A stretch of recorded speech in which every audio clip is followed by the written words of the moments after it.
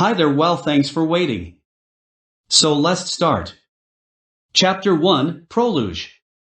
Ace, those were the final words of his brother that he heard before everything went dark. He heard his Namaka crying for him and he felt their pain. He wished to stay longer, but he knew his time had come. Ace said his farewells to his brother, Monkey, and began to fall to the ground. He saw his life began to flash before his eyes, of his time with his brother Sabo and Luffy. He slowly hit the floor, port gas. Had died. Hey Ace, wake up, said a familiar voice. Ace opened his eyes and to see a Whitebeard in front of him and then saw he and Whitebeard was surrounded by a white void. Where are we, old man? Asked Ace. Whitebeard sighed and began to talk. We are in a place that is the connection between earth and heaven. Ace was shocked by the answer and realized that he was dead. Then began to have many questions through his head. He wanted to know what happened to Luffy, if his mother was here, but knew which one to ask right now. Hey, old man, how did you die? Asked Ez. He saw Whitebeard looking at Ace, as if he was going to ask that question. Whitebeard started to look up toward the blank white sky and remained silent for a while. He only said one word that was sufficient to be an answer. Blackbeard. Anger ran through Ace. That bastard went and killed the greatest pirate Ace ever knew. He began to curse out loud about Blackbeard. Then was stopped by Whitebeard, with a slap to the face. Enough, Ace yelling will not do anything to change the fact that I'm dead. Roar Whitebeard with great power that shook the ground around them. Ace began to calm down. So what now, do we go to heaven or go down? Asked Ace. Whitebeard in calmer voice answer, I'll go up there to meet old friends to drink some sake, but you Ace, you get a second chance in life. Ace was surprised by the answer, that he was getting a second chance. What do you mean by second chance, old man? Blurred Ace to get some answers.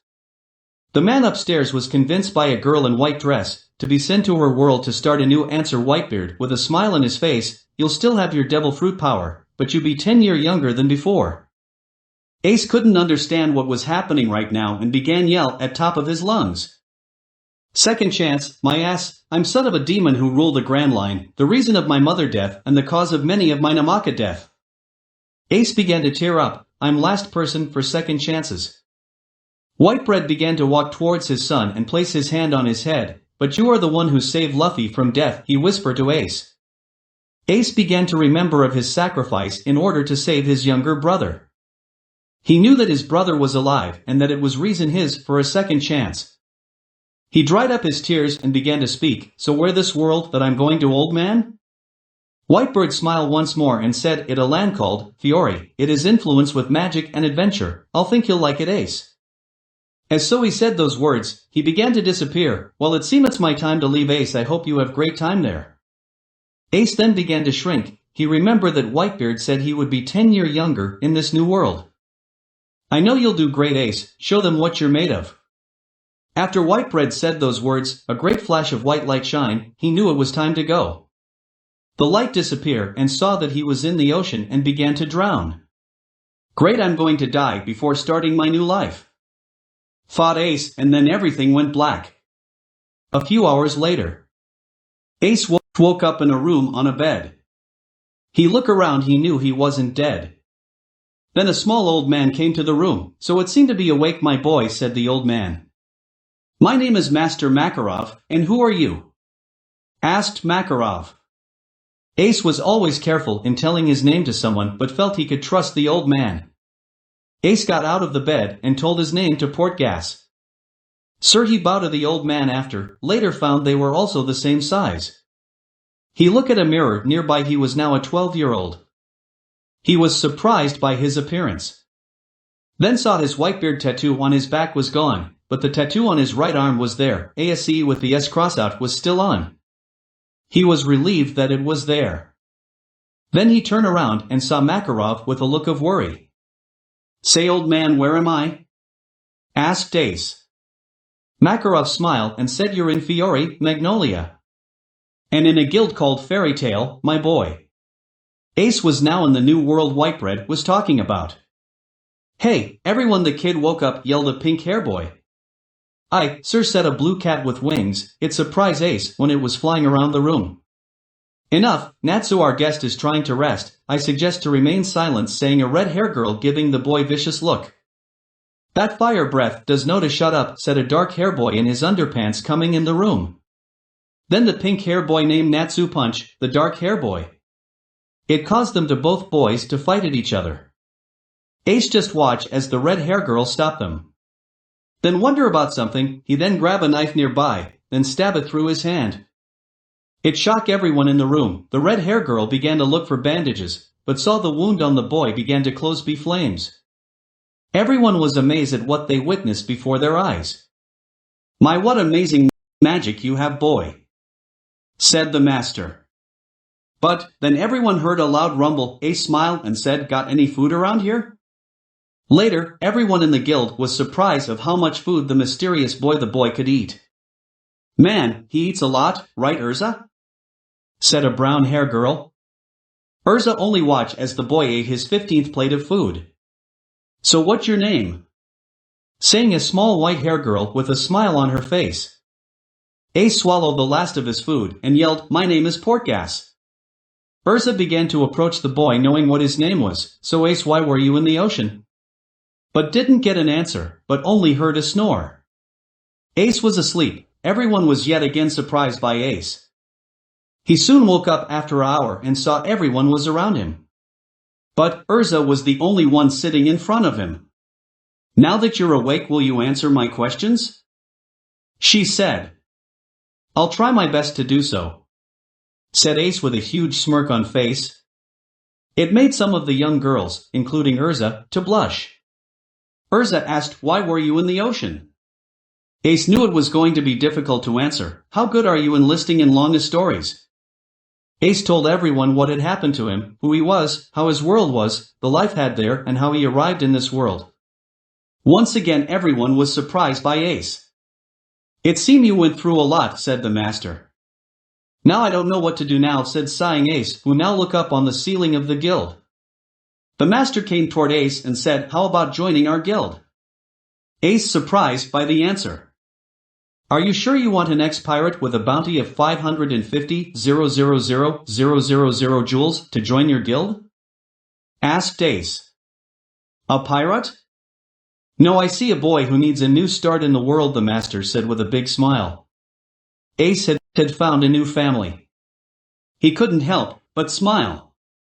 Now to celebrate the arrival of our new member, yelled Makarov, but Ace fell asleep once again.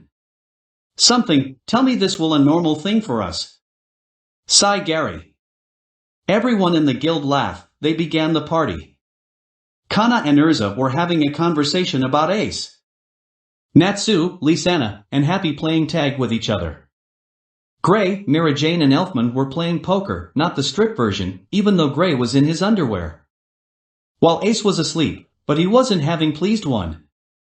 Ace was having a nightmare. He was remembering his battle with Blackbeard. He and Blackbeard were battling at that town on the island. They were about to deliver their final attacks, until he heard his brother scream. Ace turned around and saw Luffy with a magma fist through him. Luffy, Ace tried to go toward him, but was soon surrounded by darkness. Zihahaha, you can't escape darkness, Ace, laughing Blackbeard. Ace began to drown in darkness, unable to do anything. He was about to be fully submerged in darkness, until he heard a voice, hey, Ace, fight me. Ace was soon woken up by Natsu, who wanted to test Ace's skill. Natsu, it rude to wake someone when they need rest. How many times do I have to tell? Yelled Urza, it okay, I accept his challenge, yawning Ace from sleep. I wasn't having much of a rest anyway. Urza looked concerned by the answer, so then which one of us should go first? Yelled Natsu. Ace only replied with a taunt. Natsu charged Ace with a fist of fire. He uses fire, this should be interesting, thought Ace slide to the right and then drove his foot down on Natsu's head, to slam on the ground. Everyone was cheering from the sidelines. Natsu got up and said his most powerful attack, Fire Dragon, roar. Flames soon surround Ace. Everyone panicked. What had happened? Natsu, what the hell? You killed him, yelled Mirajane. No worries, no harm done. Everyone turned toward the flames. Ace was there unharmed, walking out of the fire, not even a burn mark on him. Everyone mumbled of the event they had witnessed. Okay, Natsu, it's my turn, said Ace with a grin. Hick, whoa. Ace was stopped by a large hand in the way. He saw it was the master who stopped him. Master? Why you stop us? Questioned Ace. Master replied by pointing the ground where Ace was, and saw the short he was wearing were burnt off and he was nude. His face red, quickly covered himself and ran toward the back of the guild. All the girls of guild were dumbfounded and their faces filled with red. Ace returned with a red shirt, black shorts and sandals. He bowed and apologized to everyone for what had happened, especially to the girls. Day turned to night quickly. Ace wondered where he was going to sleep tonight. He could camp out in the woods since had experience of hunting, making fire with his devil fruit and fishing. But the master appeared before him and offered to stay in the girl dorms. I don't usually allow it, but I'll make except, said Makarov, then pointed to Urza. This is Urza. You may know her already. She will be your guide to the dorms. They made their path toward the girl dorms after saying goodbye to the master. They follow a path that lead towards a hill. Urza watched Ace the whole time, as he looked at the stars and was carefully observing them as knew them by heart. Didn't anyone teach you not to stare? Ace said as he still looked at sky, as if he knew what Urza was doing. Urza then looked towards the ground. Embarrassment. Sorry, I was curious of the tattoo on your arm meant. She replied. He soon stopped and looked in the ground. He didn't say anything for a while and then pointed to cross out S of the tattoo. It's a reminder of someone dear that I lost to the corrupt world I used to live in. Ace whispered in the night. He was my brother and best friend. I cried for the first time in years. When I heard about his death, Urza began to feel sadness in her heart. Never wanted to go through that. I never want anyone close to me die ever again. So that why I came a pirate to become strong, so I could protect my nakamas. Ace continued more loudly. I rather died than to anyone I care about gone before my eyes. Then he felt two arms wrap around and heard Urza crying on his shoulders. Never say those words ever again, she screamed. Protecting someone doesn't have to cost your life, Ace. Ace looked at Urza. In eyes he saw the pain he caused her. She must lost someone too.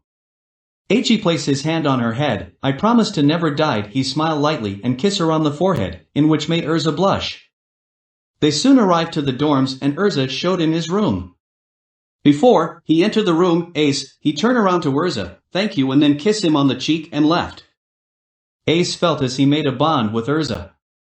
He would soon reach out to other for companionship. He had new family to protect and this time he would have the power to do so. He trained every day to keep his promise to Urza. He didn't want anyone to feel that kind of pain he saw. To be continued.